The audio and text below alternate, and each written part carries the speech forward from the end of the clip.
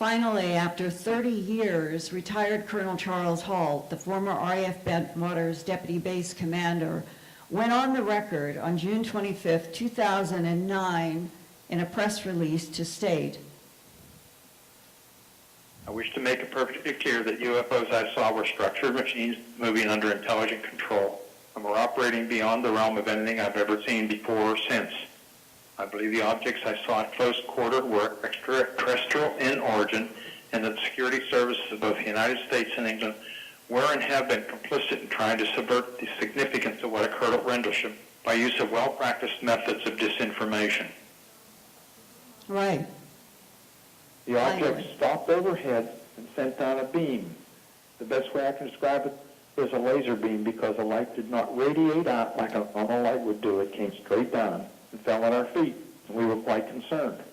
The light was a very bright white light, probably 15, 20 inches in diameter when it hit the ground. It was right in front of us, less than 10 feet or 15 feet away. What happened at that moment? We stood there in awe, trying to, is it a signal? Is it a warning? Is it a method of communication?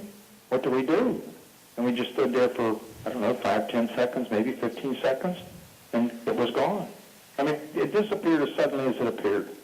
It was so shocking that, wow. At the same time, we were picking up radio signals, continuously having problems with our radios on all 3 frequencies we were on from the weapons storage area, and they were indicating that they were over there. We could see objects in the sky over there. And I later learned that there were some technicians from Communication Squadron working in the tower, as well as the tower operator, that observed some very strange things as far as lights and objects. Do you know for a fact with your own eyes that you were seeing a beam come down in the general area of the weapons storage area? I could see something, yes. There are multiple objects in the sky at that time, at least 4, if not 5 or more. Were they all white? No, they changed color. They changed shape from round to elliptical. Colors? Red, blue, and green, I think. Gosh, when the thing went overhead and the light approached us, stopped overhead, and it sent a beam down. Oh, my God, we all went into shock almost. How am I ever going to explain this? Nobody's going to believe this. This is a kiss of death for my career. kiss of death for my career. A lot of people, I think, in higher authority were worried about that, let alone phenomena that they could neither stop nor explain. And here is what Staff Sergeant Monroe Nevels, who was with Colonel Halt, said about the lights and beams that he experienced very close to Colonel Halt. What we saw was so fast, and it disappeared. We were in awe about, where did it go, what did it do? And Monroe, did you see those thin beams of light come down? Yes, I did. Those beams, when they came down, they looked like a very faint laser beam. They were pencil thin. We could see it against the black sky. When we looked out and saw those pencil thin beams, I told Colonel Hall that I believe that something is trying to tap into what we've got. I mean, what is it that they're trying to find out? Because it's obvious if it shot down to the ground, it had to be doing something, taking photos, penetrating, or trying to generate some heat to the ground or whatever the situation was. The lights would disappear and be gone and blink. You could blink your eye and look up and they'd be gone. And Bentwaters would announce on their radios back to us, we see it, sir, we see it. It's over us. And then when it disappeared from their side, we immediately was able to say, here it is.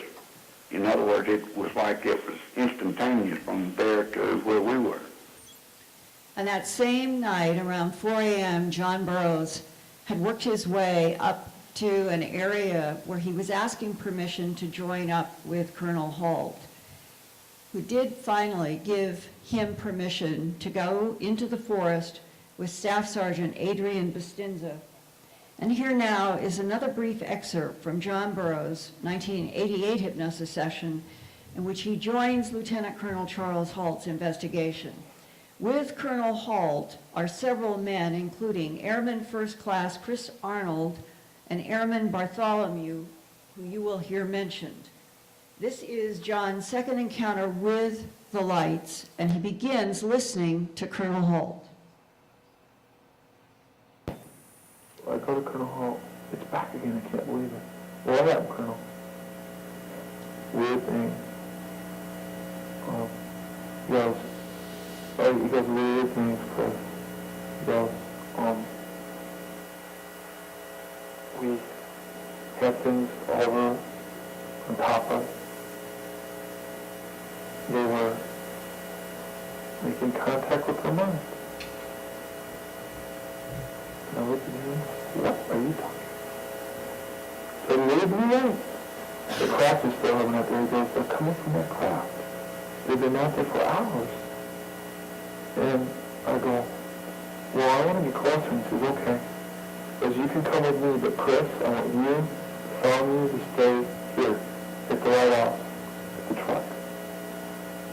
And he goes, John, I want you to go out there because I think you can bring this closer. What do you mean? Who told you that? Colonel Hall. I think you can bring this ship and these things closer. They want you to do it. And I'm like, who wants you to do it? Colonel Hall. Colonel Hall said they did. That's all he said was that. Does he appear to have some knowledge or some understanding that you don't understand? I didn't understand what was going on. Okay. I Did you know something that you didn't? He seemed to be very at peace of mind and very calm. And like he goes, this is the most bizarre, weirdest experience. People will never believe it.